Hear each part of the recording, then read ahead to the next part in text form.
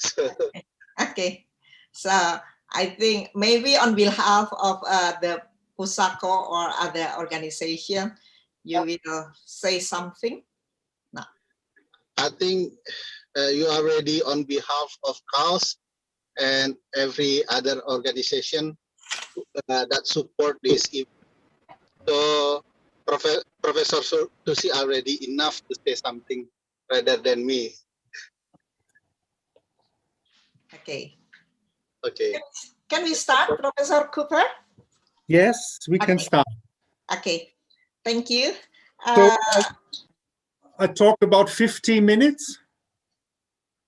50 minutes? It's a... Yeah, it's a question. Do I talk 50 minutes? Ya, Pak Ferry Amsari, berapa lama waktu yang diberikan kepada Profesor Cooper? 50 menit, 50 minutes to deliver the lecture, and after that the discussion at the same time. 50 minutes for the discussion. Yes. Okay. Yeah. Thank you. Professor Cooper, you have 50 minutes to give your lecture, and then we will continue with the discussion around 50 minutes as well. Okay. That's fine, yes. Ya, oke. Selamat siang, Bapak dan Ibu. Assalamualaikum warahmatullahi wabarakatuh. Salam sejahtera dan salam sehat untuk kita semua. Pada siang hari ini bersama kita Profesor Herbert Cooper yang akan menyampaikan kuliah umum mengenai hukum tata negara selama masa pandemi di Jerman. Saya akan menjadi moderator pada FGD siang hari ini. Ada kurang lebih 50 menit, beliau akan menyampaikan perkuliahan dan dilanjutkan dengan 50 menit untuk diskusi dan tanya jawab. Sebelum itu izinkan saya untuk menyampaikan brief informasi mengenai Profesor Herbert Cooper ini. Beliau belajar hukum di Cologne dan London. Kemudian saat ini posisi beliau adalah dosen pada LMU Munich dan pada Universitas of Vienna. Kemudian juga beliau menjadi Managing Directory of the Institute of Eastern Law. Kemudian juga Vice President of the Southeast Europe Society di Munich. Pada tahun 2007 beliau diangkat menjadi profesor kehormatan pada Andrassy Gyula German Speaking Universitas di Budapest. Kemudian juga beliau pernah menjadi visiting researcher at the Center for Asian Legal Exchange at Nagoya University. Professor Herbert Cooper, I just introduced your short biography to the participant. I said that your current position is a lecturer at the LMU Munich and the University of Vienna, and then you are also managing director of the Institute of Eastern Law and a vice president of the Southeast Europe Society in Munich. In 2007, you are appointed as an honorary professor at the Andrassy Gyula German-speaking University in Budapest. Correct me if I'm wrong, spelling the Andrassy Gyula German-speaking University in Budapest. And you are also used to be a visiting researcher at the Center for Asian Legal Exchange at Nagoya University. Allow me to introduce myself, Professor Cooper. My name is Susi Dwi Haryanti. I'm a professor in constitutional law at the Faculty of Law Universitas Pajajaran in Bandung, and I was appointed as a professor in 2018. As I said before, that you have 50 minutes to deliver your lecture, and now it is time for you to present your lecture. Thank you. Terima kasih. Thank you very much. First of all, in your introduction, our institute is not part of Munich University. We are an independent research institute. Many people make this mistake, but it might be interesting for you to know that in Germany, many research is done in independent research institutes and not only in universities. So, constitutional law during the pandemic in Germany. Before I start, first of all, I would like to give the Indonesian people my condolences for the loss of your submarine crew. We had very much media coverage of that, and all the Germans are very sad too that you could not save this submarine crew. Now, let's come to the point. Well, in Germany, it really was a big issue because the submarine was a German submarine, and many of the crew who died, they were trained in Germany. So we feel with the Indonesian people that there is a very heavy loss. Yes, Corona or COVID-19 and the Constitution. Well, if we talk about Corona or any contagious disease, any pandemic, we must remember it is first of all a question of administrative law. Dealing with contagious diseases, first of all, is a question of administrative law. In Germany, at least, until now, contagious diseases usually were on an individual level. One person or family, maximum one workplace or one school. So everything could be dealt with by the administrative organs on a local level, on an individual level, and then no constitutional questions arise. This is different now with Corona. It hits the entire country. Actually, it hits the entire world. So constitutional questions arise, which usually are not a question of contagious diseases. In Germany, we have a law, the Contagious Diseases Act of 2000, and this law is the basis for all anti-corona activities. And constitutional questions arise in various fields. First of all, it's human rights. Second, it's federalism. Third, it's the question of the European Union. The fourth question is separation and balance of powers. Question number 5 is democracy. Question number 6 is the state of emergency, which we did not have in Germany. But I think the most important question is the question of human rights. And here we have a shift from freedom to equality. We can divide the corona epidemic into 2 periods in Germany, at least in constitutional law, 2 periods. First, before the vaccination, and now that the vaccination have started. In the first period, the main problem for human rights was freedom. The problem is the virus spreads through human contacts, which means that if you want to fight the epidemic, you have to reduce human contacts. At best to 0, at least this is what the medical profession says. On the other hand, all human culture, all human society is based on contact, on patient, and many forms of human contacts are protected by human rights. So you have an equation. On the one hand, you have health and life. The virus kills, so it's life also, not only health. On the other side, you have all the rights which are restricted during the pandemic. The Contagious Diseases Act of 2000, which I mentioned before, authorizes the relevant authorities to limit basic rights to the extent necessary to combat a contagious disease and prevent it spreading in the population. Of course, this law is very vague because it has to deal with all sorts of medical situations with many different diseases. So in the concrete case, the norm maker has to weigh, on the one hand, the life and the health of the population, and on the other hand, all the freedoms that need to be restricted. One German scholar called this weighing, he said, and I quote, "It's a multipolar discretion weighing and balancing all societal conflicts of interests.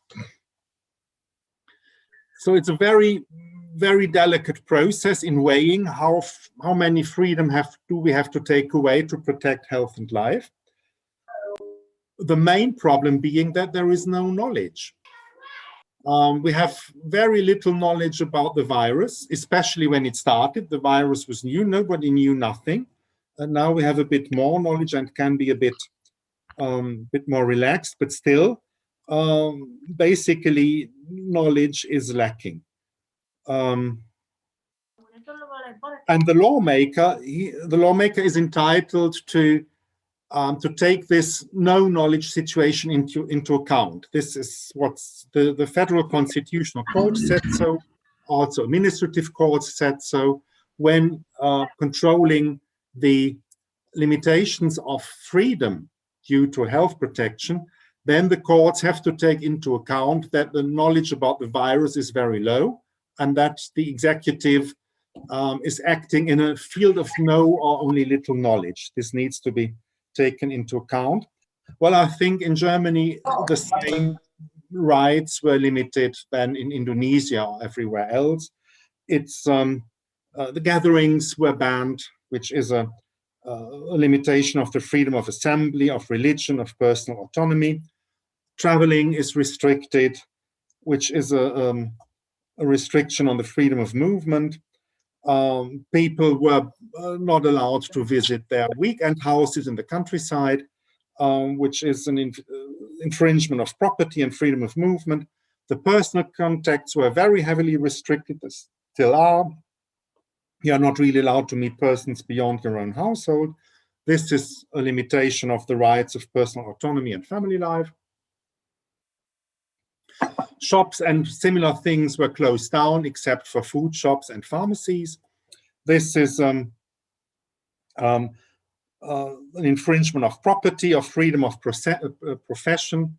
In German dogmatics, the freedom of profession includes the freedom of entrepreneurship. So it's one big freedom for us. Closing down the entire pedagogical sector. All schools are closed down. Infant schools, kindergartens, universities, everything is closed. And switched to online teaching. This is an infringement on the right of education and especially on equality, because this online teaching hits children from poor families much harder than it hits children from middle-class families. We have curfews at night. You're not allowed to leave your house at night. This is an infringement on personal autonomy. You have to wear masks in public. That again is an infringement of personal autonomy. Some people say that it's an infringement on human dignity as well, but this is not true. Human dignity really means the heavy things, the important things, but wearing a mask is only a little measure. So it hits personal autonomy, but not human dignity. In the discussion, there is compulsory home office for office workers. Until now, it's employer and employees have to agree upon it. But there are people who want to introduce it on a compulsory basis. And if that comes, that would mean that the freedom of profession for both employer and employee is touched upon. It's the freedom of industrial relations, and for the employees, also the right of privacy and family life is at stake. And in the hospitals, non-urgent operations are postponed to create free capacities for corona victims, which means for those people, it's a question of their right to health and equal access to the health system.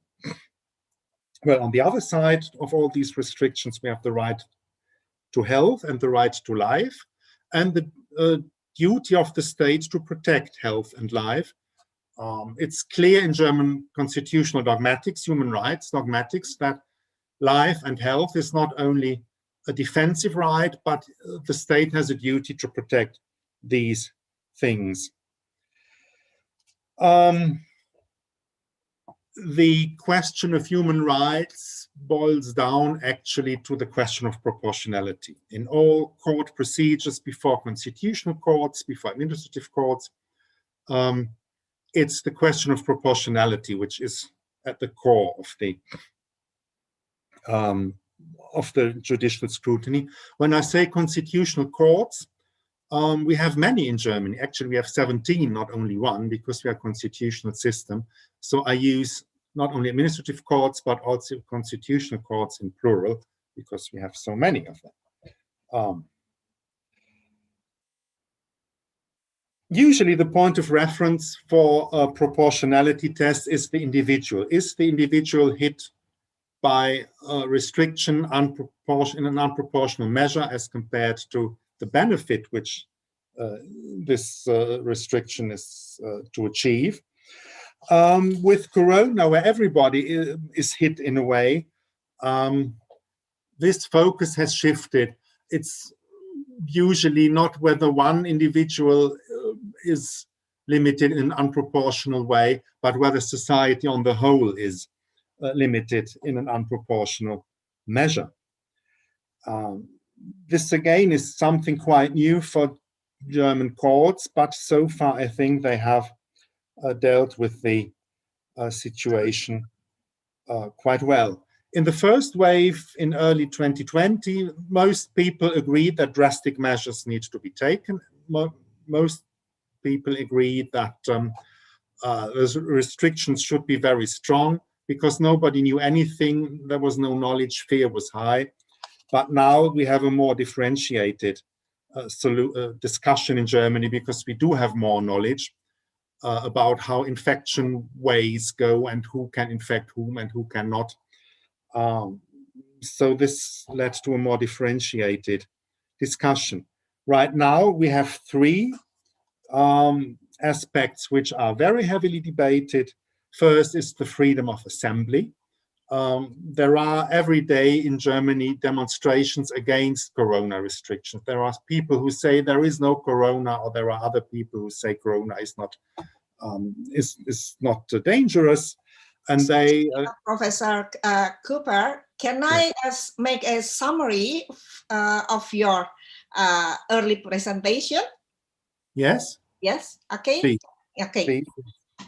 Ibu Bapak, saya akan mensummarikan sedikit apa yang sudah disampaikan atau sudah dijelaskan oleh Profesor Herbert Cooper. Beliau mengatakan bahwa corona ini memberikan akibat atau berdampak pada dua aspek, yaitu pada hukum administrasi negara, kemudian juga pada hukum tata negara.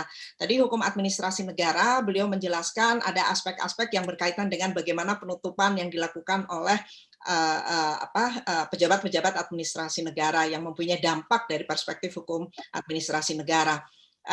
Di dalam perspektif hukum tata negara atau dari aspek hukum tata negara, corona ataupun pandemi itu akan berakibat pada ada 6 isu.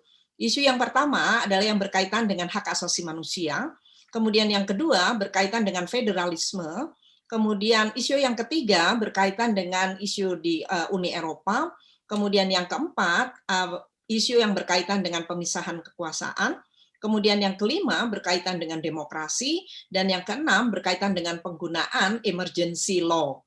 Kemudian khusus mengenai hak asasi manusia, Profesor Herbert Cooper menjelaskan mengenai bagaimana equality atau persamaan ini kita lihat selama masa pandemi. Beliau membagi uraiannya mengenai hak asasi manusia dari perspektif hak asasi manusia, yaitu keadaan sebelum dilakukan vaksin dan keadaan setelah dilakukan vaksin. Nah, sebelum terutama pada awal-awal ketika corona ini mulai muncul, maka di satu sisi perlu dilakukan pembatasan-pembatasan, tetapi di sisi lain juga berkaitan dengan hak asasi manusia, ada hak-hak yang harus dilindungi, yaitu hak untuk melindungi kesehatan. Jadi pembentuk ketentuan atau pembentuk aturan atau pembentuk hukum dihadapkan bagaimana menggunakan way of balancing antara kebutuhan di satu sisi memproteksi kesehatan, tetapi di sisi lain itu ada hak-hak yang dilimitasi atau dibatasi, seperti hak untuk melakukan the right to movement. Kemudian ada hak-hak yang lainnya, misalkan akibat terjadinya pandemi, pengajaran-pengajaran itu dilakukan secara online, yang itu pada tahap-tahap tertentu dapat melanggar hak atas pendidikan. Kemudian juga beliau memberikan berbagai contoh mengenai akibat-akibat corona itu di berbagai bidang, baik di dalam hubungan industrial, kemudian juga tadi kesehatan, karena ada prioritas yang harus dilakukan, yaitu memprioritaskan penanganan corona terlebih dahulu, sementara operasi-operasi yang tidak terlalu penting itu ditunda. Nah, persoalannya ketika bicara mengenai adanya keharusan untuk melakukan perlindungan terhadap kesehatan yang secara keseluruhan untuk masyarakat secara keseluruhan dengan adanya pembatasan, maka yang muncul itu adalah persoalan mengenai proporsionalitas. Yang ini juga banyak digunakan, asas proportionality ini digunakan oleh pengadilan-pengadilan di Jerman. Misalkan di Mahkamah Konstitusi Jerman. That's my short summary from your lecture, and now you can continue. Thank you very much for translating all these difficult terms for me. Well, as I said, right now there are 3 freedom rights which are under heavy debate. First is freedom of assembly. Every day, the opponents of corona measures assemble in German cities. And in the early days of the pandemic, the administrative court said, okay, they can assemble, but they need to wear masks and be careful. This did not happen during these demonstrations. And now the courts say, okay, in former cases, these people have shown that they are not prepared to obey the rules. So we do not allow these assemblies. And so there is a shift. The court said in former cases, these organizers have shown that they have no respect for corona rules, and so we cannot allow their assemblies anymore because it's a risk for health. This is one very debated point. The second is compulsory masks. Especially right-wing politicians say that wearing a mask is against European culture. In European culture, it's usual to show your face.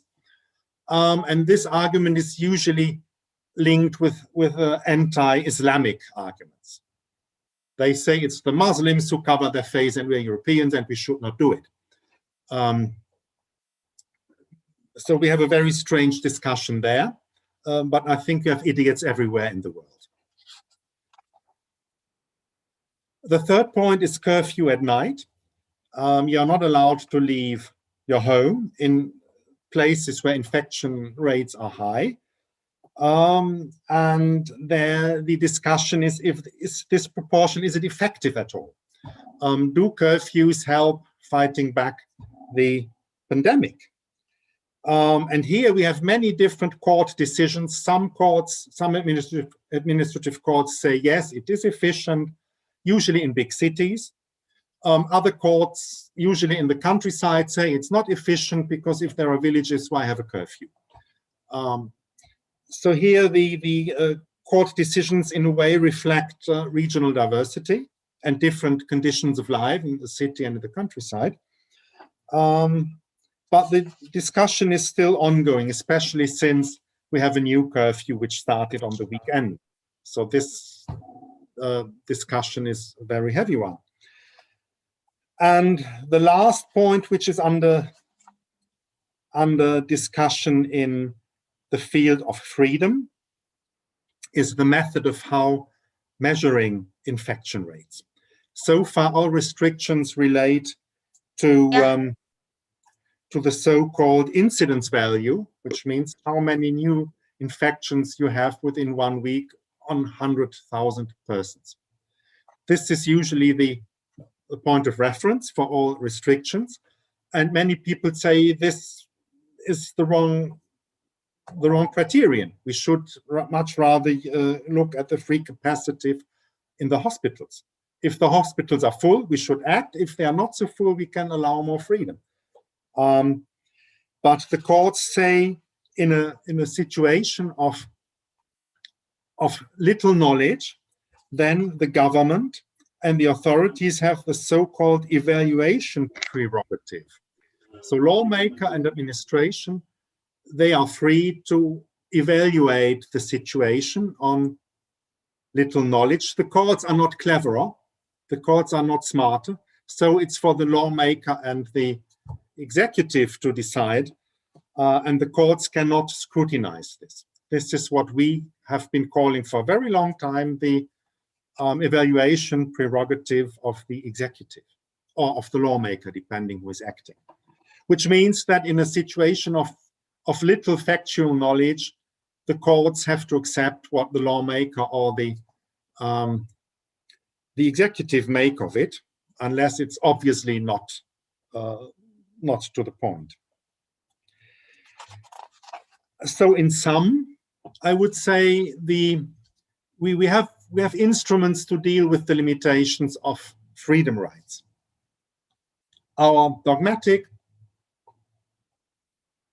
our case law, our constitutional courts, our administrative courts, our science of constitutional law, they are all well equipped and have the necessary instruments to deal with this situation.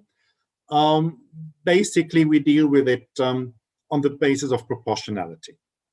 And so far, most measures were accepted by the public and by the courts, but some excessive measures were quashed by constitutional courts, by administrative courts. So legal protection is working all right also in the times of pandemics, which creates acceptance among the population because people feel that they can defend themselves with the courts if they have to. This is freedom. And as I said in my introduction, we are now in a second phase where equality becomes more important. Shall I make a stop here? Yes. Allow me to make, again, a short summary. Ibu dan Bapak, tadi Profesor Herbert Cooper mengatakan ada 3 aspek yang perlu diperhatikan. Yang pertama adalah berkaitan dengan freedom of assembly, yaitu kebebasan untuk berkumpul. Kebebasan untuk berkumpul kalau kemudian pesertanya itu mampu untuk menaati protokol-protokol kesehatan gitu ya, misalkan menggunakan masker dan lain sebagainya, maka kebebasan berkumpul itu atau ketika mereka ingin berkumpul itu diperbolehkan. Tetapi ketika tidak bisa dijamin bahwa peserta itu tidak mampu untuk mematuhi protokol kesehatan, maka itu tidak diperbolehkan. Kemudian yang menarik adalah penggunaan mask. Professor Herbert Cooper, please correct me if I'm wrong. You said previously that the use of mask is not quite relevant with the European culture. In European culture, it's usual to show your face. Okay. And wearing a mask is a violation of this tradition. Yeah. Ya, jadi yang kedua itu adalah misalkan penggunaan masker gitu ya. Kebudayaan Eropa itu memperlihatkan muka gitu. Jadi penggunaan masker itu makanya tadi ada yang menolaknya karena dikatakan itu tidak sesuai dengan kebudayaan Eropa, karena kebudayaan Eropa itu adalah memperlihatkan keseluruhan wajah. Kemudian juga ada aspek lain yang disampaikan yaitu larangan untuk keluar rumah. Nah, putusan pengadilan itu bisa berbeda-beda, akan sangat tergantung pada lokasi. Karena kalau di perkotaan mungkin larangan untuk keluar rumah itu menjadi relevan karena memang populasinya akan menjadi lebih banyak dan lain sebagainya. Tetapi di daerah pedesaan atau countryside, maka larangan untuk keluar rumah itu patut untuk dipertanyakan gitu karena situasinya berbeda. Oleh karena itu putusan pengadilan itu juga acap kali berbeda melihat pada situasi semacam ini. Kemudian yang aspek yang lainnya adalah pentingnya measuring infection rate. Jadi masyarakat itu menuntut bagaimana pemerintah itu dapat menyampaikan data mengenai tingkat infeksi yang ada di satu lokasi tertentu gitu. Dan siapa yang kemudian bisa menggunakan measure ini, bisa mengukur tingkat infeksi ini, maka biasanya itu digunakanlah metode evaluasi yang dilakukan oleh pemerintah, terutama oleh eksekutif. Professor Herbert Cooper, you said that the evaluation of infection rate should be carried out by the government, in particular the executive. And my question is that whether the evaluation is subject to judicial scrutiny. Mm-hmm. Yes, it is subject to judicial scrutiny in principle, but here we have a situation where there is not much knowledge. Okay. And in such a situation, the lawmaker, the parliament, or the government, depending who is acting, they have this privilege of evaluation because the courts have no criterion to measure this. They scrutinize it, but they say this is a question of science with little knowledge. And here it's a genuinely political question which the parliament and the government must decide. We as a court cannot really control it. Okay. Jadi tadi Profesor Herbert Cooper menyatakan bahwa pada dasarnya evaluasi yang dilakukan baik oleh pembentuk undang-undang maupun oleh eksekutif mengenai tingkat infeksi tadi, dia merupakan subjek dari pengadilan, judicial scrutiny gitu. Tetapi karena pengadilan itu tidak mempunyai pengetahuan yang memadai mengenai hal-hal tadi yang bersifat teknis, dan ini adalah berkaitan dengan sains, dengan pengetahuan. Oleh karena itu pengadilan tidak mempunyai kriteria-kriteria teknis, kriteria-kriteria yang didasarkan pada pengetahuan untuk memeriksa gitu ya, untuk scrutinize, untuk memeriksa apakah evaluasi itu sudah dijalankan dengan baik untuk memperlihatkan tingkat tadi, tingkat infeksi tadi. Oleh karena itu di dalam praktek, maka evaluasi itu merupakan semacam privilege yang diberikan kepada pembentuk undang-undang dan juga pemerintah, karena itu berkaitan dengan knowledge tadi. Jadi mereka semacam pemerintah dan juga pembentuk undang-undang itu mempunyai semacam, dalam tanda kutip, adalah diberikan keistimewaan untuk selalu melakukan evaluasi. Please, you can continue now. Thank you very much. Well, as I said, now we are in the second period of human rights questions, and now we have a shift to equality, and this is because we have the vaccine now, but there is not enough vaccine for everybody at once. So we have two different questions of equality. The first question is who gets the vaccine first? Vaccine is scarce, there is not much. It's getting more now, but when we started in December, there was only very little vaccine.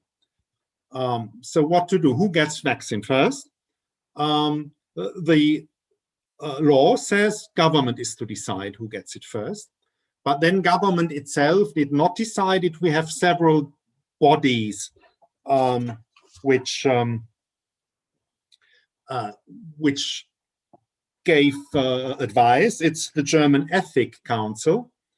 They are a body of independent experts from many fields of law who give moral advice to the government in medical questions. They said vulnerability should be the important criterion. First, the very old, then the not so old, and the sick people, and then younger. Sometimes people in special professions who are very close to public, like policemen or health workers. So they got priority. And here again, we have the constitutional question of equality. We have a scarce commodity, and government decides who gets there first. So this raises the question of equality in constitutional law. But here again, we have a very long-standing case law governing the access to university education. This again is a scarce commodity because not everybody who wants to can go to university, especially in medicine and psychology, where there are only a limited number of places. The state decides who can go to a medical school, who can go to psychological school, etc. And this case law has been activated to govern the decisions on who gets the vaccine first. And here again, the courts, constitutional courts, administrative courts, they say if the lawmaker and if the government have a rational criterion, then we as a court will accept it. As I said, not government itself decided, but we had the German Ethics Council, we had an expert council of epidemiologists, of medical experts. They too said vulnerability should be the primary criterion. And so the Federal Minister of Health issued a decree saying, okay, first the very old, etc. So the regulation that the Federal Minister of Health enacted is based on vulnerability. And the courts accepted that because it's rational and not arbitrary. So this part of equality seems to, and the people accept it mostly. The population at large accepts this prioritization of the old people. Now we have a second aspect of equality, and this is, what about the freedom of the persons who got the vaccine? As I told you before, we have very heavy restrictions on personal freedoms. Many freedoms are restricted in order to prevent the people from catching the disease. But if someone has got the vaccine, if someone had 2 injections, then this person probably is not infectious anymore. We do not know it properly, but most studies say that if someone had 2 injections, then this person cannot infect others. Now, the question is, can these people get their freedom back? Or do they have to wait until everybody has got a vaccine? Again, this is a question of equality. The state says, gives a priority, first the very old, then the old, etc. So they could get the freedom back first, but the others who have to wait for vaccine also have to wait for their freedom. And is this fair? Is this equal? Or do we have, is it better to restore the freedoms only when everybody has got a vaccine? So that would be equality, an equal amount of freedom. This is a very heavy debate, and there is no uniform answer. Freedom says if someone is not infectious anymore, then this person has to be given their freedoms back. This is the perspective of freedom. Equality says, well, but if vaccine is distributed not equally, but only in time, in sequence, then the question of equal freedom arises. And here we have very many constitutional theories, and also the courts, they are a bit vague on this issue. So this is a very difficult question. Social justice probably will suggest that you get your full freedom back only when everybody can have a vaccine. So there are no privileges. Many constitutional scholars have developed an idea of distributive equality, which again means that even if you have had your vaccine, then you still have to wait until everybody has had it. And only then you can get your full freedom back, because this is a question of, well, equality and social justice. Government will probably take a decision on that this week. The Contagious Diseases Act, the law, says this is a question for government to decide about the human rights of those people who have been vaccinated.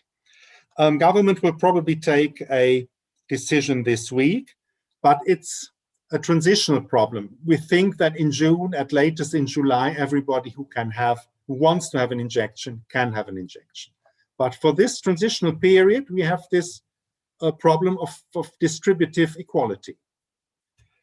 And there is a third question of equality, and this is, what about the people who do not want to have vaccination? There are also these people. If restrictions go on for them, then that would mean an indirectly forcing them.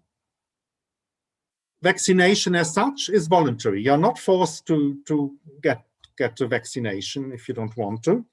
But those people who do not want to on the long term, they argue, well, if restrictions for us continue, then our choice is not really free. Here again, there will still need to be a lot of discussion. Other people say, well, if you do not want to bear the consequences.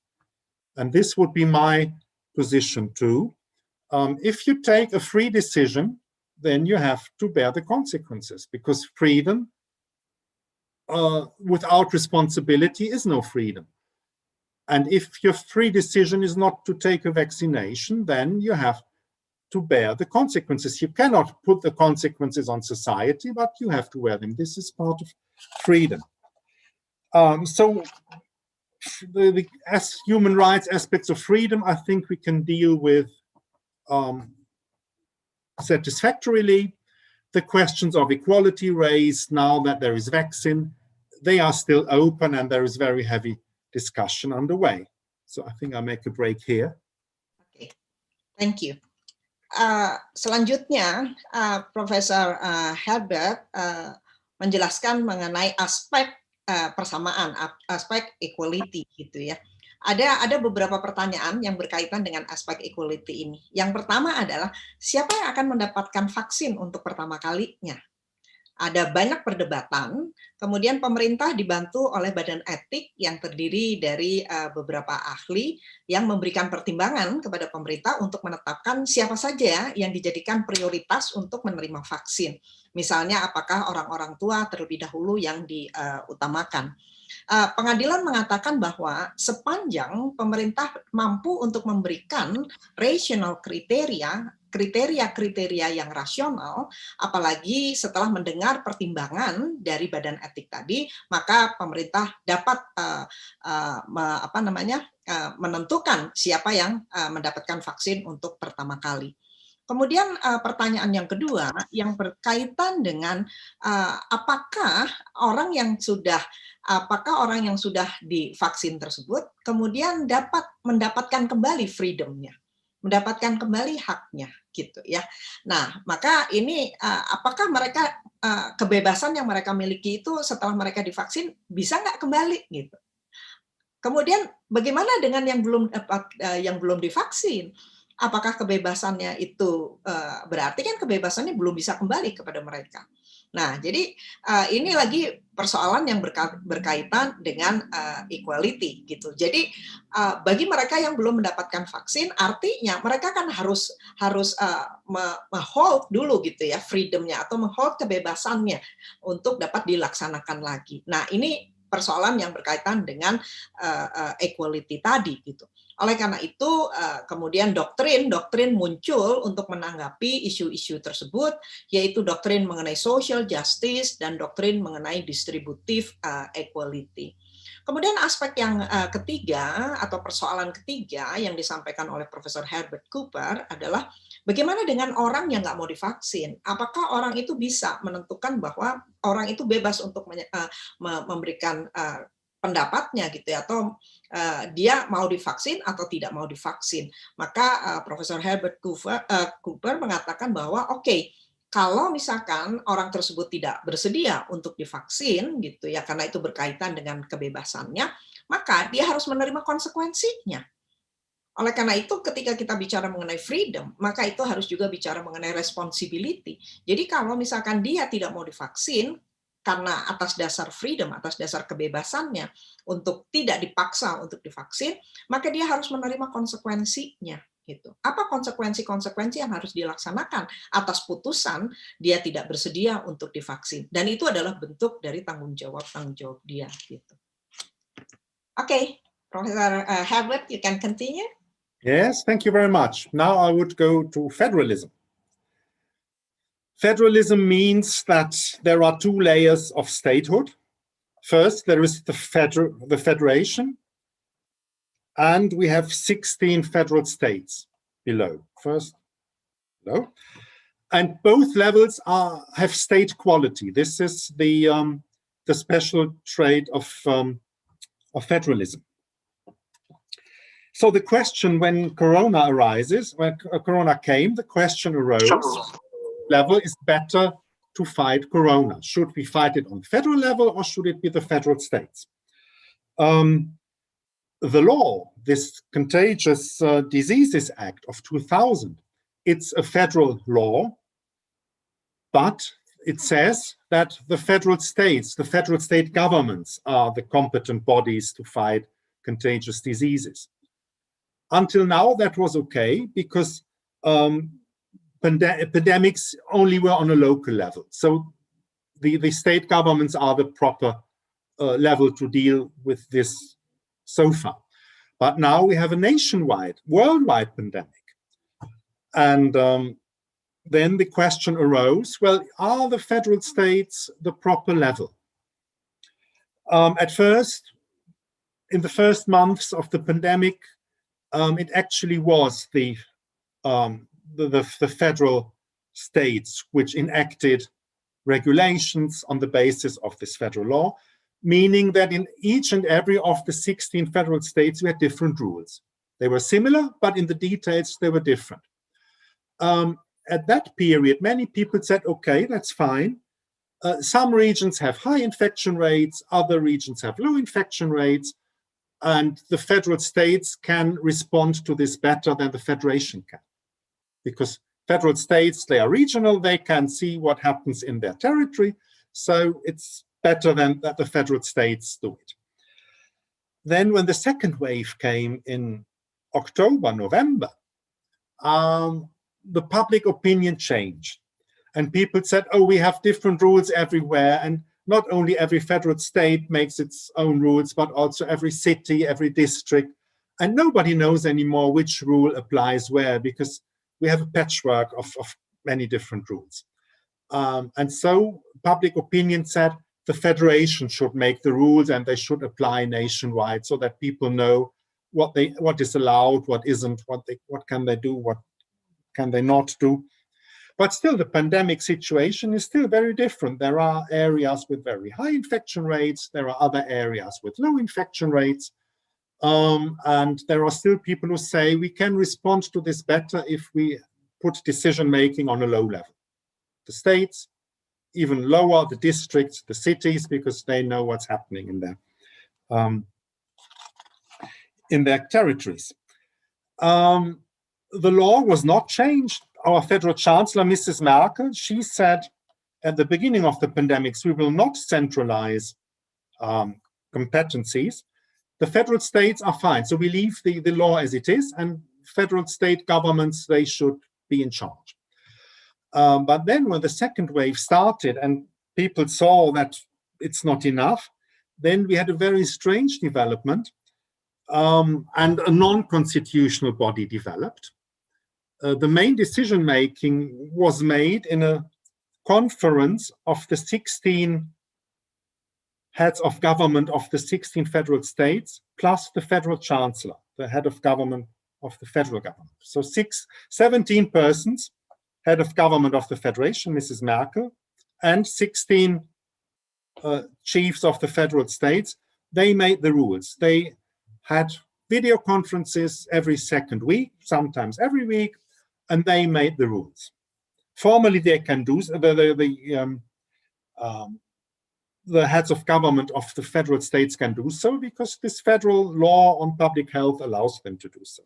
But what is not foreseen by the Constitution is that all heads of state of the federal states plus the federal chancellor meet regularly and organize their decision-making and make compromises. This actually is a violation of the principle of federalism because it is no longer clear who makes a decision. Is it the federal level? Is it the state level? So these two levels should be separate. However, public opinion more or less accepted this extra constitutional body until last month. In February, the decision-making became more and more inefficient. So this joint conference did not reach any compromise anymore, and it became obvious that it is not workable any longer. And then public opinion changed again, and people said, now we need to centralize decision-making on the federal level. And last week, the federal law was changed, and now it's the federal government which is in charge and no longer the state governments. So here we have a we have a change as well. In human rights, we had a shift from freedom to equality. Here we have, in the question of federalism, we have a shift from local and regional to federal. One aspect was efficiency, the other was, as I said, patchwork rules. Nobody knew what is applicable where. People long for uniform rules, so they get a bit of orientation in this difficult situation. So this is what happened to federalism. There was a practical need to create a more uniform decision-making, and responding to this need, this conference of head of governments developed outside the constitution.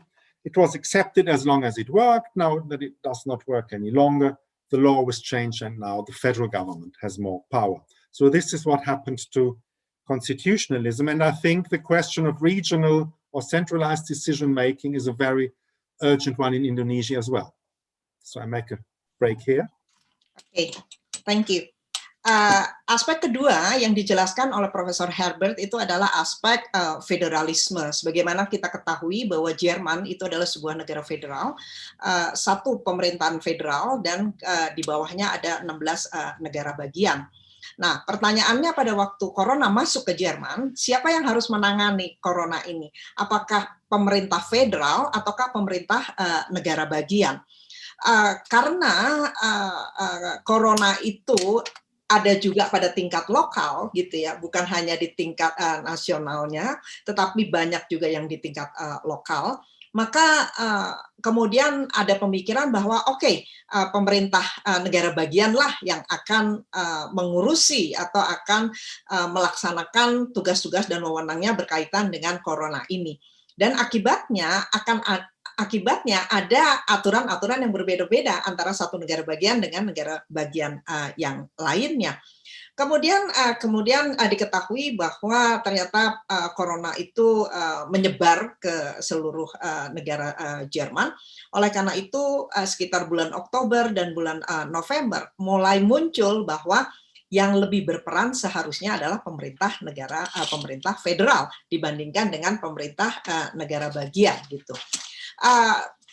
Perkembangan selanjutnya sekitar bulan setelah November ada keinginan bahwa pemerintah federal itu lebih berperan, maka kemudian dibentuklah non-constitutional body.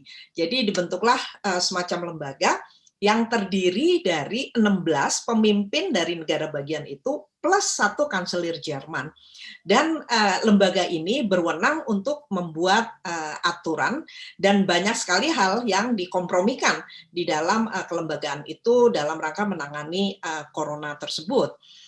Nah, pembentukan lembaga di tingkat federal ini yang terdiri dari 16 pemimpin negara bagian dan 1 kanselir Jerman dianggap sebagai pelanggaran terhadap prinsip federalisme.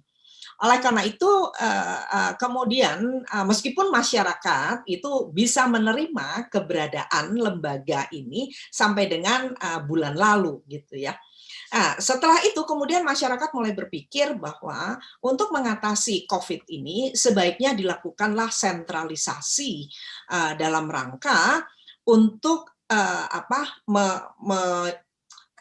uniformasi, pokoknya semuanya tuh di uniform gitu ya, ketentuan-ketentuan itu sama semuanya untuk seluruh Jerman. Oleh karena itu dalam konteks federalisme penanganan COVID ini gitu ya membuat sentralisasi menjadi makin menguat gitu, dan ini didasarkan pada kebutuhan-kebutuhan yang bersifat praktis.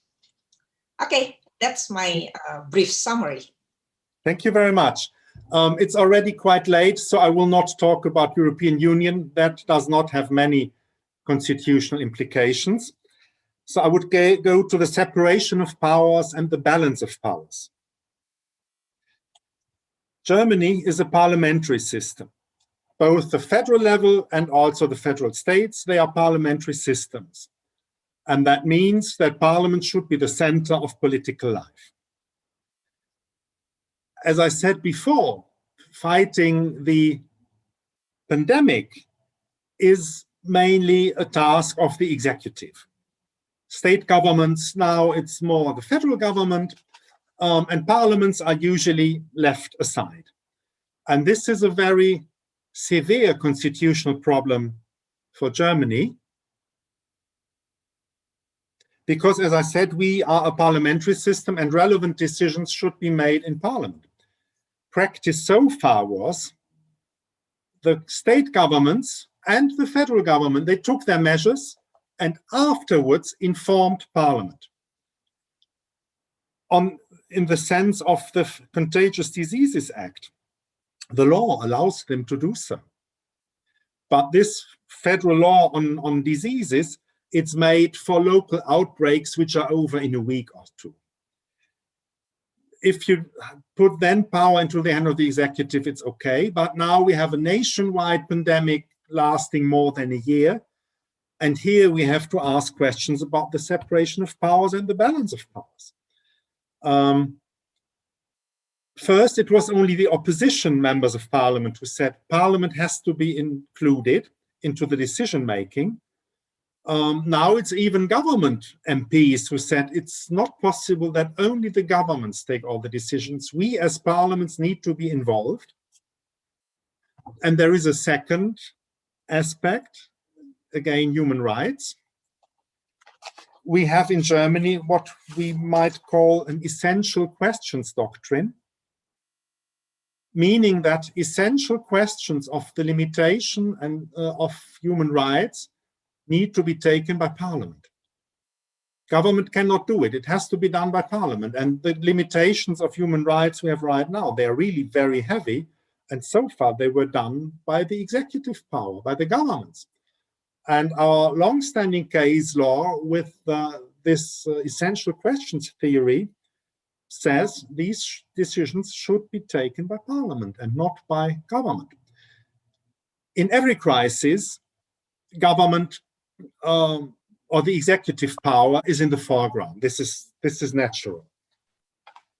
This sometimes can even influence elections, as we had in Germany. But here, with the very long duration, the very long time that this pandemic takes, this foreground executive is no longer acceptable constitutionally.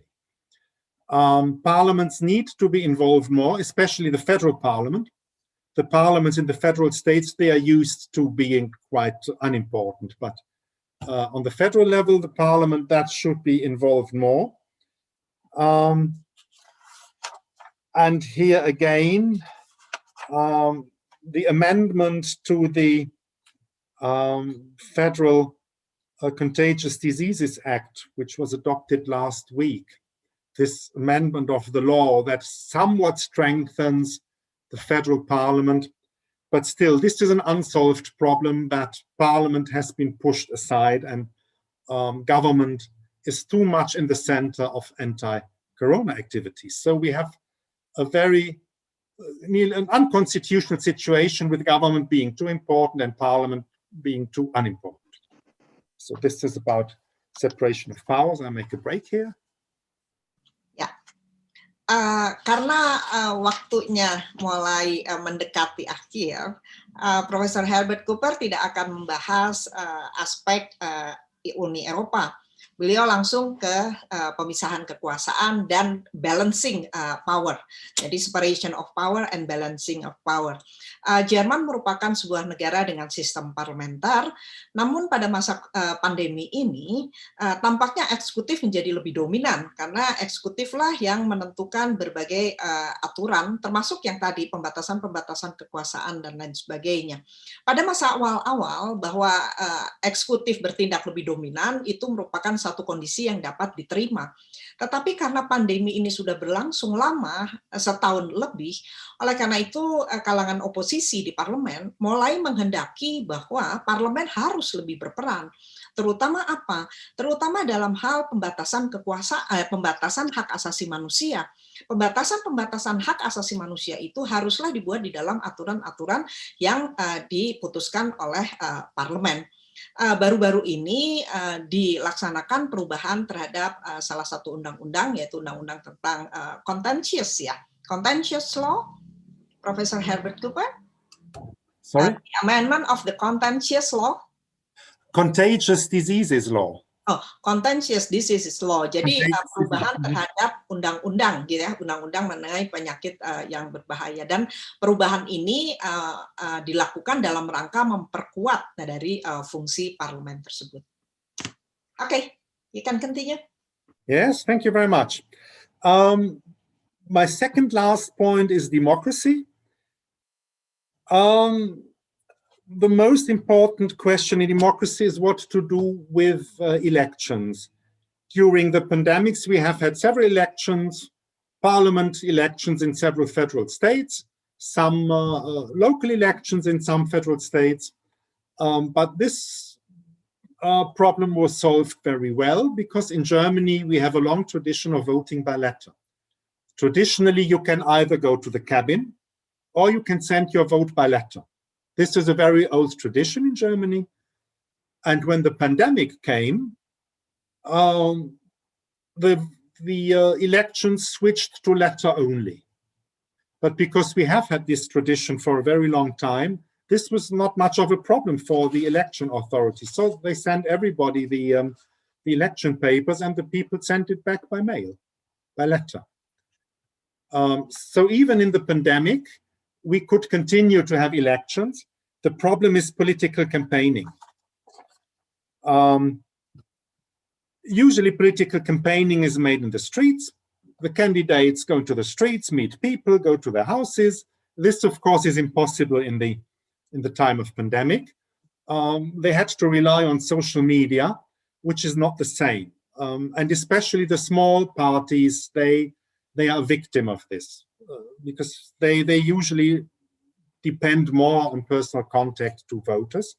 And since this is not possible, it's the smaller parties who have to pay the price of the pandemic in political campaigning. So the pandemic creates a factual inequality between political parties, which is a problem which probably constitutional law cannot solve. And the last point is a state of emergency.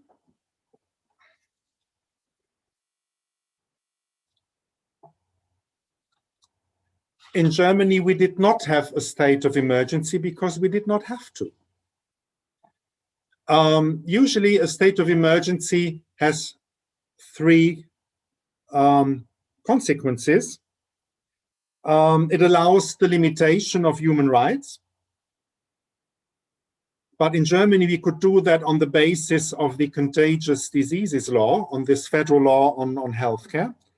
So we did not need a state of emergency. The second aspect of a state of emergency is that the state structure can be changed. As I said before, this happened even without a state of emergency. This conference between the federal chancellor and the 16 heads of government of the states, that developed beyond the constitution, but without a state of emergency. So what was thought necessary, that developed even so. And the third point is the domestic use of the military.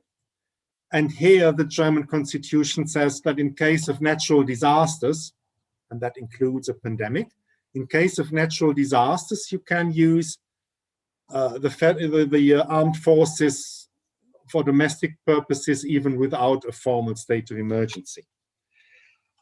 And we did, but not for very much, because usually armed forces are useless for domestic purposes because they have no training for this. In Germany, we used the armed forces to help the local health authorities telephoning people who were infected. This is all that armed forces in Germany did, because telephoning is something that even soldiers can do. So basically in Germany, we did not have the need for a state of emergency. The human rights questions can be solved without formal emergency. In state structure, the necessary modifications even though they were not really constitutional, they happened without having a state of emergency. And what can be done with the military can be done without a state of emergency as well. The second point is, in Germany, the political threshold for a state of emergency is very high due to our history. Any federal government who would want to announce a state of emergency, that would probably be political suicide in Germany. So the political threshold is very high. Another reasons why governments normally do not, or never, so far never did, make use of a state of emergency.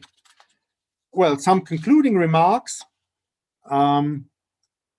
The corona pandemic has changed a lot.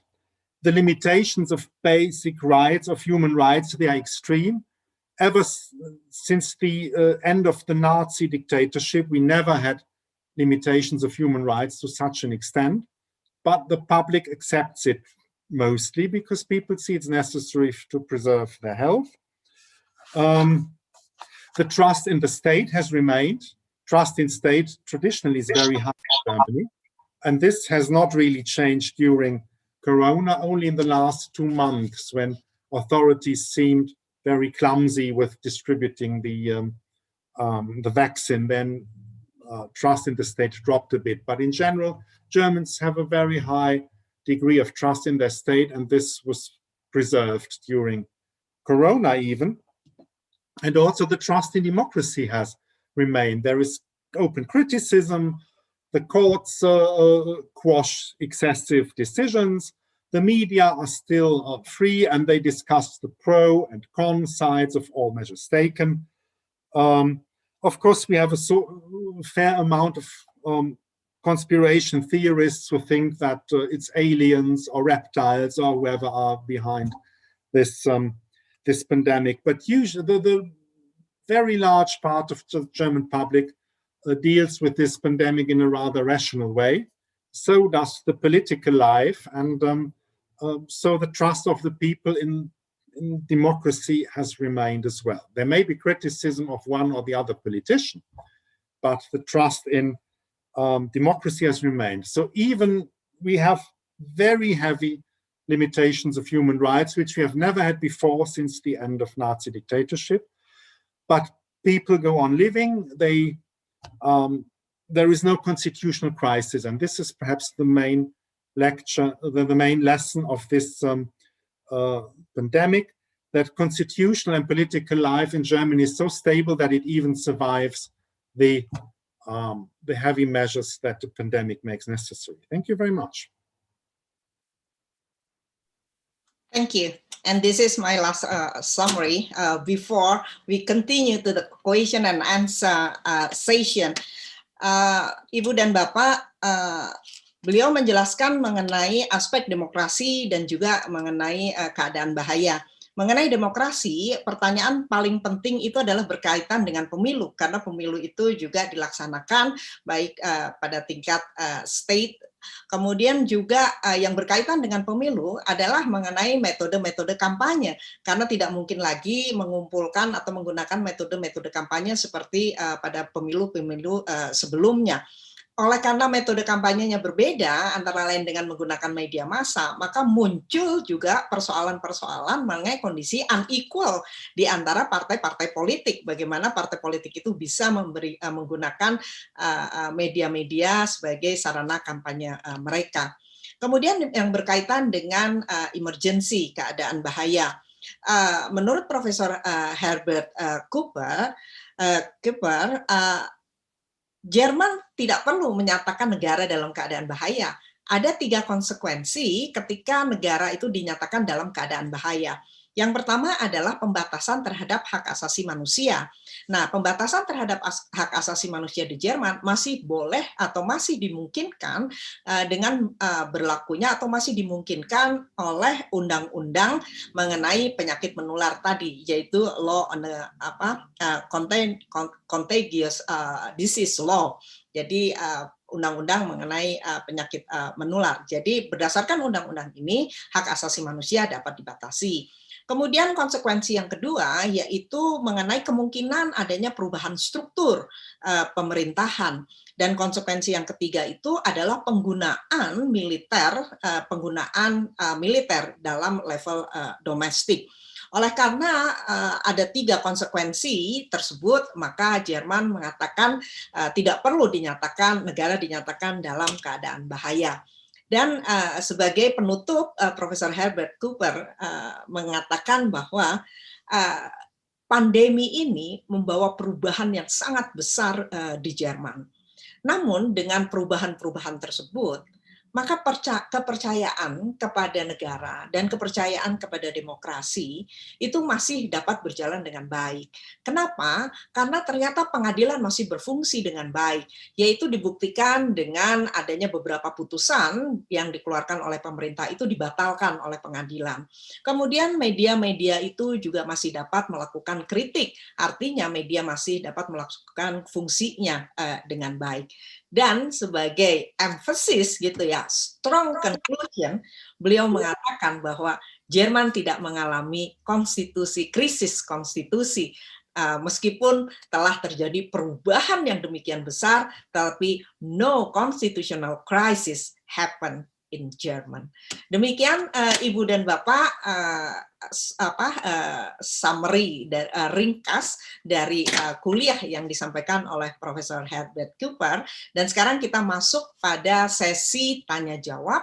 Tadi saya melihat ada yang sudah raise hand untuk pertama kali. Siapa yang pertama kali tadi ya raise hand tadi? Saya lupa. Kemudian pertanyaan yang kedua itu Pak Giri Ahmad Taufik, apakah akan menyampaikan pertanyaan? Ya. Kemudian yang ketiga itu adalah dari Pak Purnomo Satrio. Jadi siapa yang tadi ngacung pertama kali? Silahkan.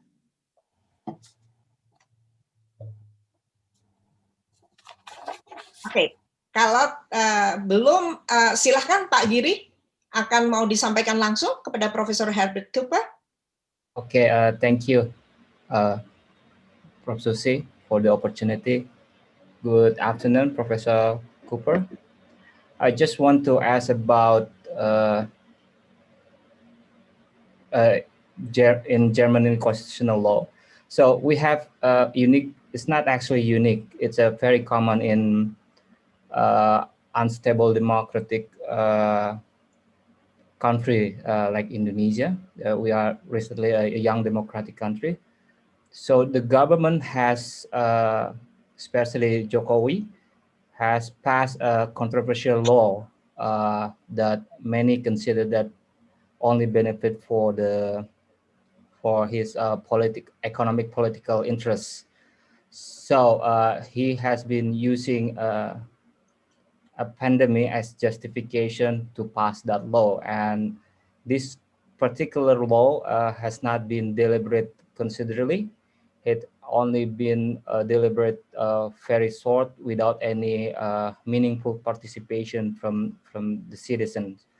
So my question is whether in Germany there's some kind of mechanisms in the constitutional law to prevent this kind of thing happens in Germany, to control that kind of interest, to abuse the emergency situation for their own political for the rurals of a political agenda. I think that's the only question that I have with Prof. Susi. Thank you, Pak Giri.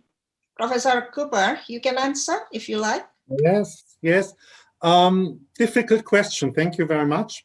We did not have this situation in Germany because our lawmaking usually is not abusive. And I think a government would not survive the next elections if they did. In Germany, we have federal elections this September, so they are quite close. And I do not think that any political party who did this in Germany, that they would survive the next election. So we have primarily a political safeguard. As for a legal safeguard, if these laws violate legislative procedure, or if they violate human rights, then the Constitutional Court will abolish it. If it's formally okay, if the legislative process is in order, and if it does not violate human rights, well, then it's a bad law, but not an unconstitutional law. And then only political mechanisms can be of help. So I think this would probably be the mechanism in Germany. But as I said, we did not have this problem in Germany. You had it in Eastern Europe. Many Eastern European governments made use of the pandemic to settle scores, to introduce authoritarian structures. All this did not happen in Germany. So probably it's the constitutional culture which is the best safeguard. And as a young democracy as Indonesia, you will still have to develop these things. But perhaps if you are lucky, then a precedent like that in Indonesia may make the constitutional culture grow and make it better and more solid. Baik, thank you. Ibu dan Bapak, terhadap pertanyaan dari Pak Giri, di Jerman parlemen itu tidak abusive ya, dia tidak menyalahgunakan kesempatan pandemi untuk mengeluarkan atau membuat undang-undang seperti yang ada di Indonesia. Kalaupun terjadi hal seperti itu, maka Mahkamah Konstitusi gitu ya, Mahkamah Konstitusi Jerman itu berwenang untuk memeriksa gitu. Jadi itu kan persoalan prosedur. Jadi Mahkamah Konstitusi Jerman dapat saja memeriksa pertama berkaitan dengan persoalan prosedur, pelanggaran prosedur, dan yang kedua berkaitan dengan pelanggaran terhadap hak asasi manusia.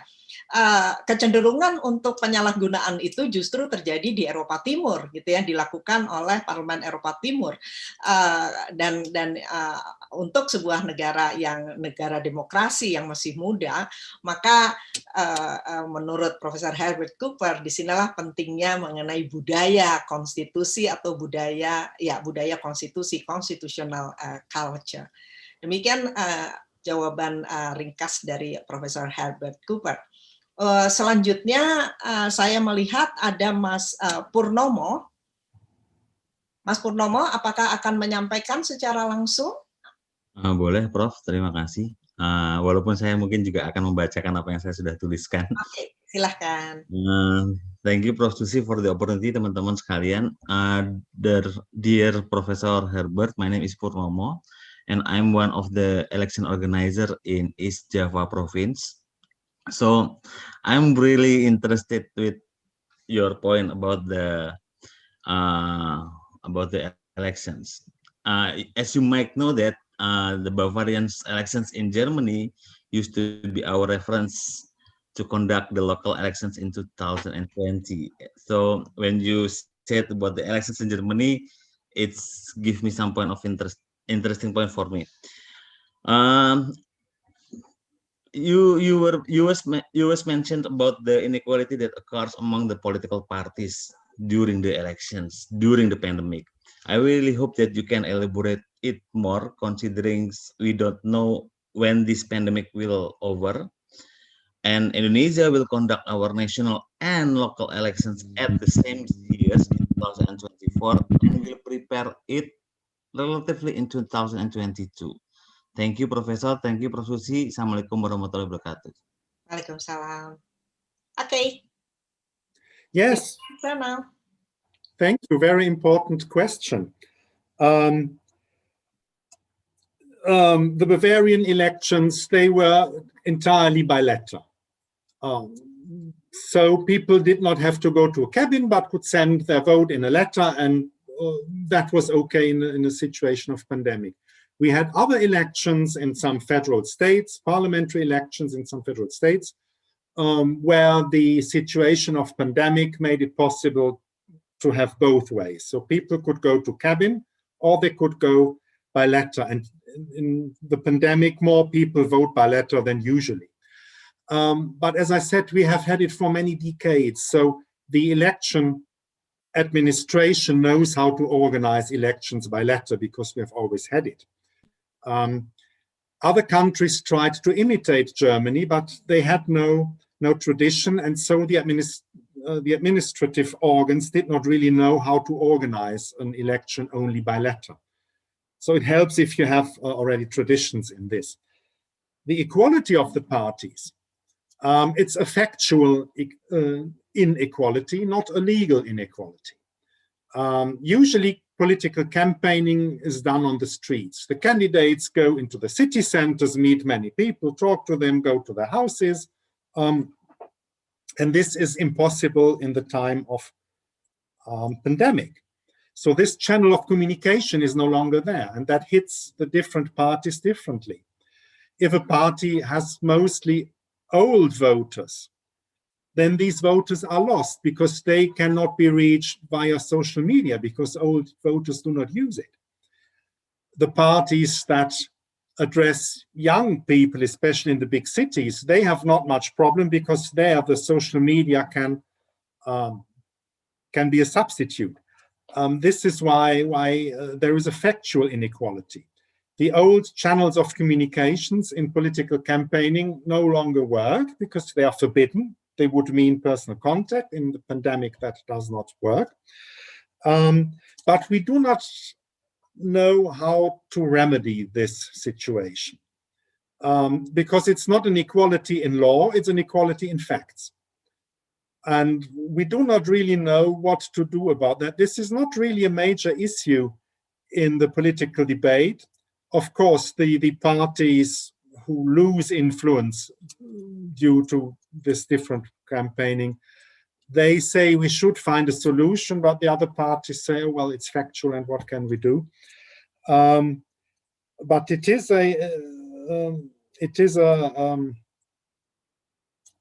an aspect that we have to deal with, but nobody has found an answer as yet.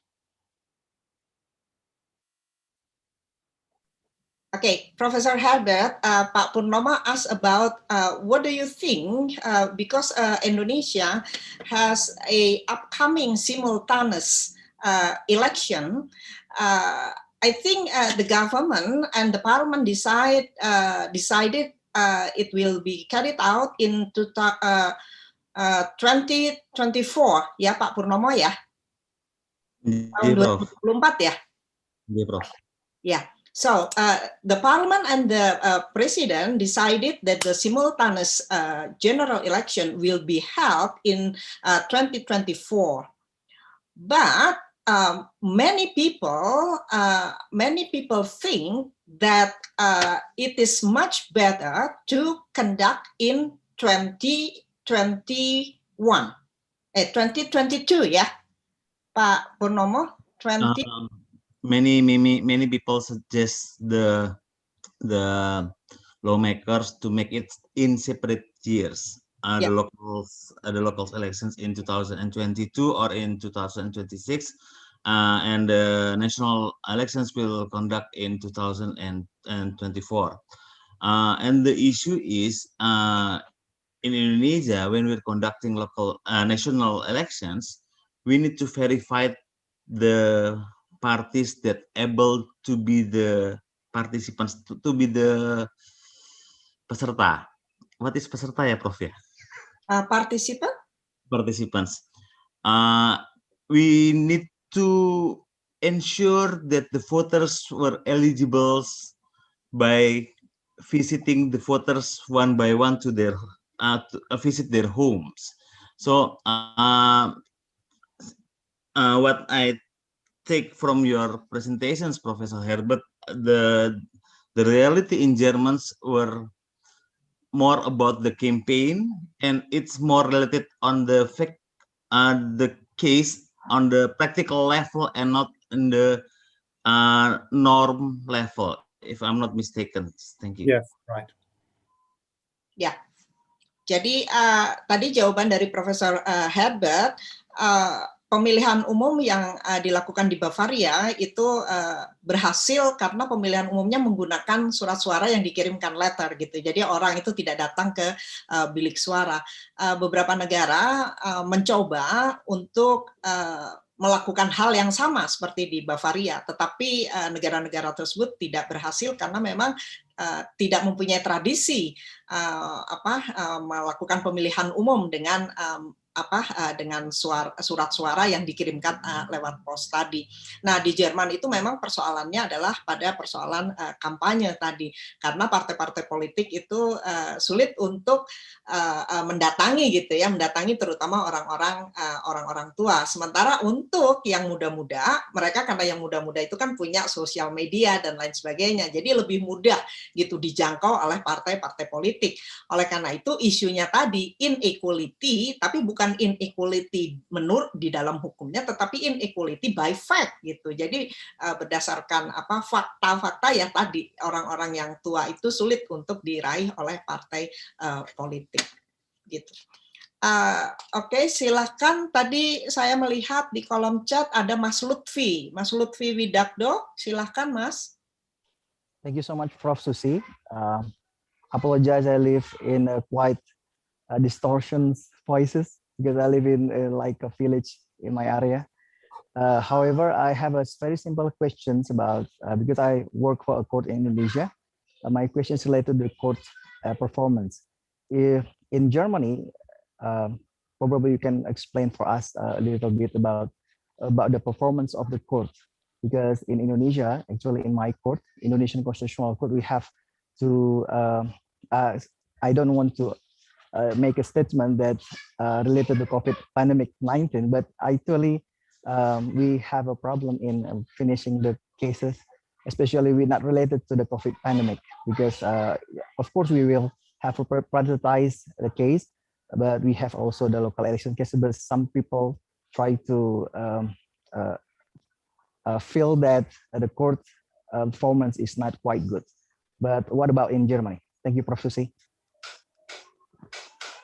Yeah. Yes. Yeah, thank you very much. Perhaps I would say some words on elections on the same date or in different years, because this seems to be a problem in Indonesia too. In Germany, we usually do not have elections on the same day. So we have one federal parliament, we have 16 state parliaments, and we have local elections in 16 states. So that makes about, 60 elections. And we usually try to keep them separate. Sometimes you have one local election on the same day as a federal election or so, but this is more by chance. It's not usually planned. We think that elections should be separate so that they do not influence each other, because when you vote on a local level, you may vote for other reasons than on the federal or the state level. So we think they should not influence each other. The negative side of it is we have continuous political campaigning. There is always at least one election coming up somewhere in some federal state, be it a state parliament election, be it a local election in some state. So there's always at least one election coming up. And since the political parties are the same everywhere, they are in a continuous campaign mode, and it's difficult to take unpopular decisions, because you always look at this next election and this is always close because there are so many. So that can be a negative point as well. But usually we say elections of separate bodies should be on separate days so that people can make a conscious choice. As for the performance of the courts, yes, you are right. It is a problem. But usually in Germany, both the constitutional courts and the administrative courts prioritize corona-related cases so that they come to a quick decision. Often this means that the main decision is already taken in the decision about the preliminary injunctions. The later decision, which comes later, the decision of the main question, then is no longer important, because the main issue is already decided in the decision whether there is a preliminary injunction or not. And these decisions are often taken very quickly, to the detriment of other issues, because every court has only limited capacity. And if the constitutional courts and the administrative courts prioritize corona-related cases, then all other cases have to wait, naturally. So there is a certain problem with that. But since Corona is an issue which affects everybody, and these Corona-related cases in the administrative courts and the constitutional courts, they usually concern human rights limitations. They affect everybody, and therefore I think the priority in these cases are okay, because on the long run, this ensures public acceptance of these measures. When people see they can get quick judicial protection, then they accept the limitations, because they know if there is something excessive, they can defend themselves in court and the court decision will come quickly. The losers are the other cases, as I said. They have to wait. Thank you, Professor Herbert Cooper. Could you explain a bit detail about the preliminary injunction? Preliminary injunction means that you can, usually when you go to court, you want a decision in the case matter, but you want to have a very quick decision to arrange things in a preliminary way until the main decision comes. Okay. Could you give an example of this, please? For instance, if you want to have a demonstration, if you want an assembly in 2 days, then the local authority says, no, you cannot have because of Corona hygiene measures. Then you go to the administrative court and say, I want to hold this assembly. Please allow this assembly, you court. As a preliminary measure, you want to lift the ban that the local authority gave, and the decision whether this assembly can be held or not will be given much later. In the preliminary stage, the court will assess, okay, can we accept this ban or not on a preliminary basis? Is the detriment to the right of assembly bigger than the detriment to hygiene? This is preliminary. The problem is that English language does not give proper words for it. We have here, this is continental law, the continental European law, and British law works differently, so the words are lacking. Yeah. It's preliminary judicial protection, which is quick, but not final. But when the final decision comes, it doesn't matter anymore. Oke, ya. Jadi Ibu dan Bapak, menurut Profesor Herbert, di Jerman pengadilan-pengadilan tetap memprioritaskan pada perkara-perkara yang berkaitan dengan corona, terutama yang berkaitan dengan pembatasan hak asasi manusia tadi. Dan di dalam prakteknya, acap kali pengadilan-pengadilan tersebut mengeluarkan putusan sela, ya, preliminary injunction, yang ini merupakan mekanisme yang dikenal pada pengadilan-pengadilan di negara-negara yang menganut sistem hukum Eropa kontinental. Jadi beliau tadi memberikan contoh, misalkan ada yang akan melakukan demonstrasi, kemudian pemerintah melarang demonstrasi tersebut, maka pihak yang akan melakukan demonstrasi kemudian mengajukan ke pengadilan administrasi untuk meminta dilakukan preliminary injunction. Apakah pengadilan itu nanti akan mengukuhkan larangan dari pemerintah, atau dia justru memperkenankan diadakannya demonstrasi tersebut. Jadi mekanismenya memang acap kali menggunakan preliminary injunction tersebut. Does preliminary injunction often be issued by the German courts during the pandemic? Yes. Oke, jadi preliminary injunction tadi, putusan-putusan sela tadi seringkali dikeluarkan oleh pengadilan-pengadilan Jerman, terutama pada masa pandemi ini. Oke, pertanyaan selanjutnya dari Pak Mas Yopi. Silakan Mas Yopi. Okay, thank you for the opportunities. Good evening. Good afternoon. I want to introduce myself. My name is Muhammad Yopi. And I am an undergraduate student of constitutional law from Universitas Pajajaran. I have two questions. It is about declaring emergency situation. My first question is, I found in the lecture that I find a lecture that there are many roles of the Constitutional Court in the correcting government policies and also protecting human rights during the pandemic. But what I want to ask is whether in the Germany Constitutional Court has the authority to correct the declaration of state of emergency.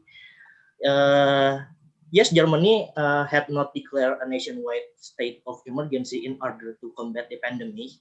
But I have read that, for example, the Bavarian Interior Minister declared a state of catastrophe in cause of the pandemics. So, can this tested in the German Constitutional Court, or can the declaring emergency issued by the federal government be tested in the Constitutional Court? If it can, so why is it so important to test the declaration of emergency? And if the Constitutional Court doesn't have the authority to do so, is there a role of Parliament to correct or to balance the declaration of emergency from federal government? That's the first question. And the second question is, in the concept of emergency constitutional law, it's always requires a more flexible law. For example, I quote Clinton Rossiter is saying, in the emergency situation, the system must be temporarily changed to a system of dictatorship or to overcome the dangers. So my question is there a reduction in the role of Parliament in limiting powers legally or in practice over the executive policy for combat the pandemic situation? So is there a reduction about the role of the Parliament or the court? Thank you. Thank you, Mas Yopi. Okay, Professor Herbert. Yes, thank you very much. As I said, the question in Germany is theoretical because we do not have a state of emergency on the federal level. If the government announced a state of emergency on the federal level, then the Federal Constitutional Court can control first the decision to announce state of emergency, and second, all the measures taken under emergency law. They are all subject to scrutiny by the Constitutional Court. But as I said, this never happened so far. You're right, in Bavaria, the government declared a state of emergency, but on the state level, this is different. It only means that the state government can reorganize public administration more easily than under normal circumstances. So on the state level, it's not really a state of emergency, although it's called like that. It's only that government can reorganize public administration more easily. And on the state level, this emergency state is controlled by the state constitutional court. So when the government of Bavaria introduces state of emergency in the federal state of Bavaria, then this can be controlled by the Bavarian constitutional court.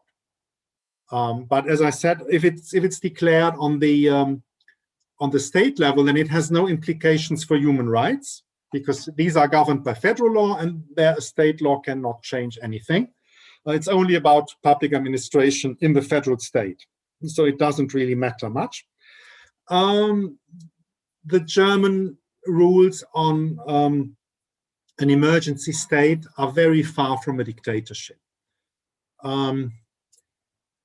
If on a federal level we did have an emergency situation, then the government has more powers to legislate and parliament is put aside a bit, but not very much.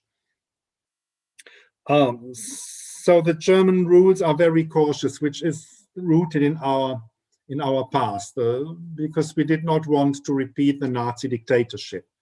And so even in a state of emergency, the powers of government are limited. They are more than usual. Parliament has a bit less power than usual, but we are very far from allowing a dictatorship. So we still have checks and balances even in a state of emergency, which may perhaps be inefficient, but at least we have checks and balances. That was the political compromise when the rules on emergency situations were introduced in the Constitution in 1968. Okay, thank you, Professor Herbert. So you said that at the federal level, there is no state of emergency declaration. No, we can have it, but we didn't do it.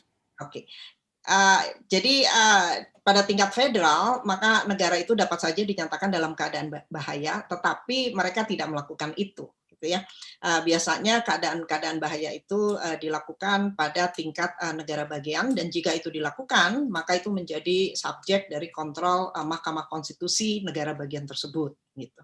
Itu intinya. Kemudian berpengalaman ya, jadi mempunyai pengalaman yang sangat pedih pada masa Nazi, maka Jerman itu memang betul-betul berhati-hati mengatur kewenangan-kewenangan agar tidak terjadi kediktatoran. Jadi meskipun terjadi negara dalam keadaan bahaya, tetapi tetap saja parlemennya itu masih dapat menjalankan fungsi-fungsinya dengan baik gitu. Itu adalah jawaban terhadap Mas Yopi. Kemudian pertanyaan selanjutnya dari Mbak Titi. Mbak Titi Anggraini, silakan Mbak Titi. Okay, thank you so much, Prof. Susi. Hello, Professor Herbert. Good afternoon from Banten. I have an election-related question. Following your explanation on election in Germany during COVID-19 pandemic, so it's a very specific question. I hope you don't mind with this question. As mentioned by you earlier, that during pandemic COVID-19 pandemic times, access to campaigns was more limited. So did the pandemic election in Bavaria give the incumbent more advantage of winning the election than the non-incumbent participants? It's a relatively specific question. I hope you don't mind to answer my question. Thank you, Prof. Susi. Thank you, Professor Herbert. Difficult question, because it's something you should ask not a constitutional lawyer, but a political scientist. I think it's not so much whether someone is in power or not, it's rather who is the clientele of the different political parties. You see, only a very specific part of political campaigning is taboo right now, which is direct personal contact. All the other forms of political campaigning are the same during pandemic.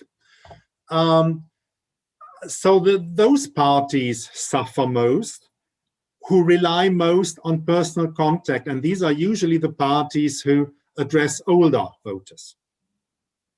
As I said, younger voters can be reached by social media instead, but older people do not really use social media, at least not in Germany.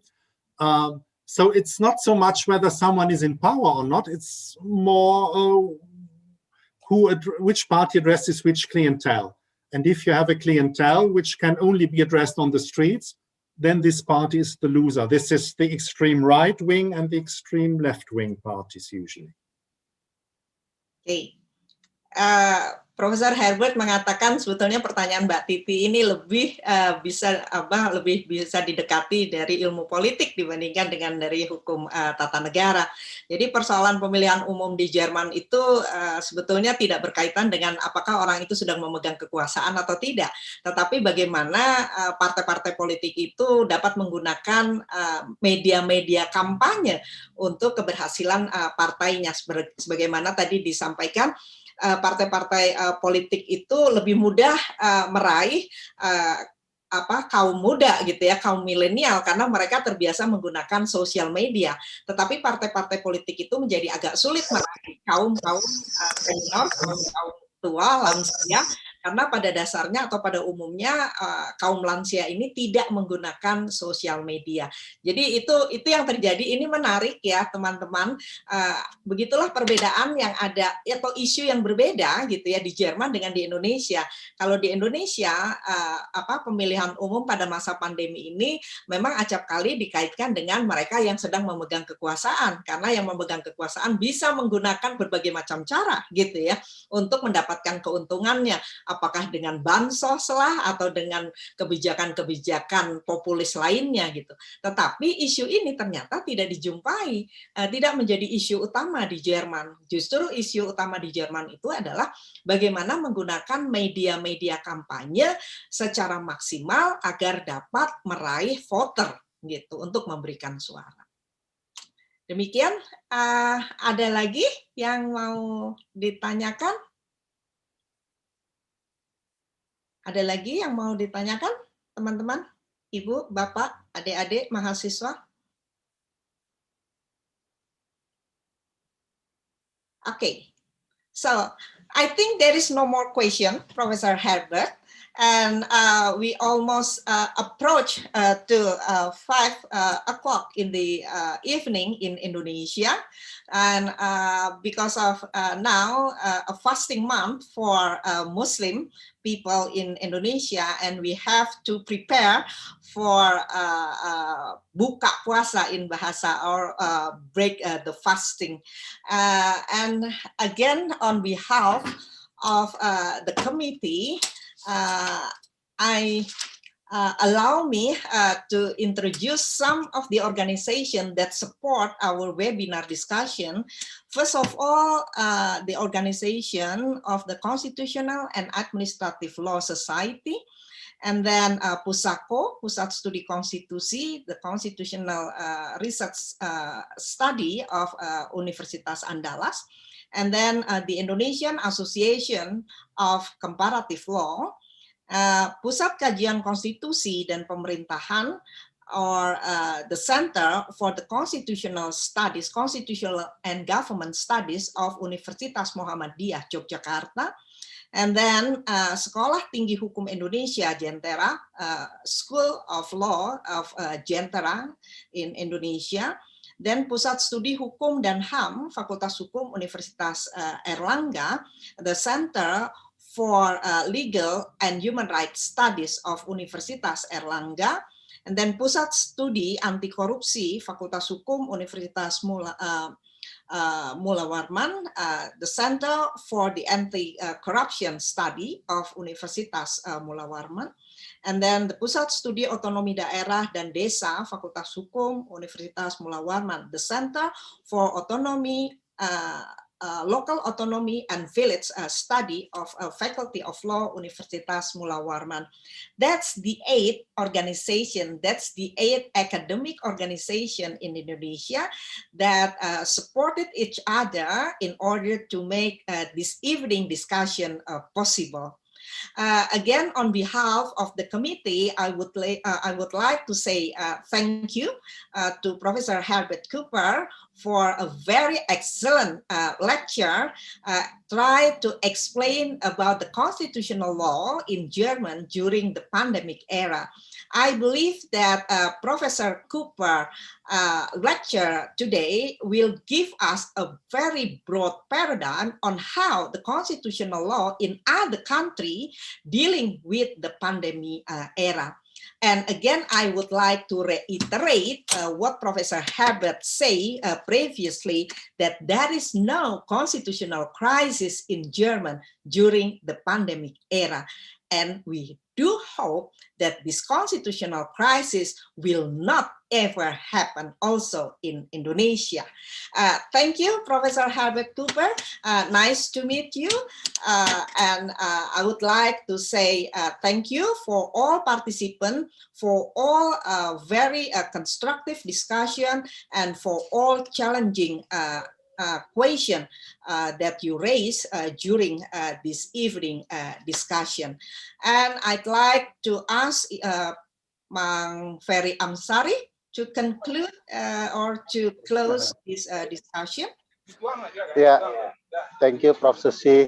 Thank you, Prof. Herbert Cooper, for your amazing presentation that bring a lot of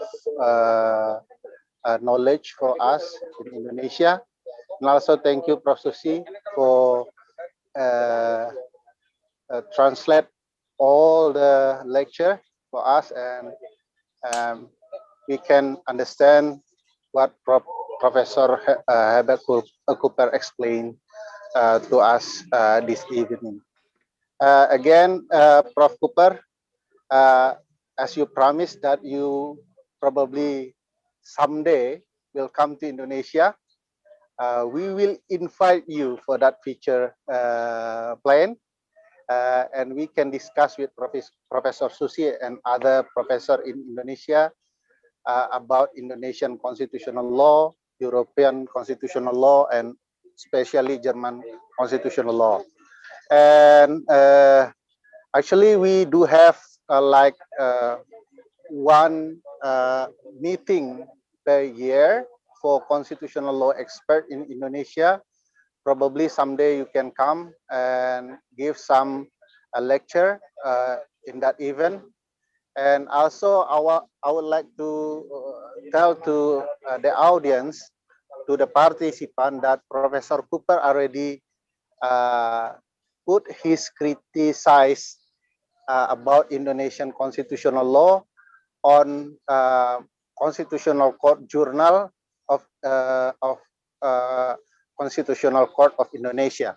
So you can see his perspective in that article, and probably we can get some new perspective about our constitutional law. Thank you again, Prof. Cooper, Prof. Susi, and all participants. See you in our next discussion. Thank you. Thank you. Thank you, Professor Cooper. See you. Thank you. Thank you very much. Thank Thank you. you. Thank you for having me. And I learned a lot from your questions too. And I hope we can meet in person sometime when this pandemic is over and get back to constitutional questions of a normal nature and not always on an exceptional nature. And if you think that I can give you information on German election law or something, please do not hesitate to contact me. Okay. Sure. Thank you. Okay, thank you. Bye. Stay blessed. Stay safe. Bye-bye. And you. Bye-bye. Thank you.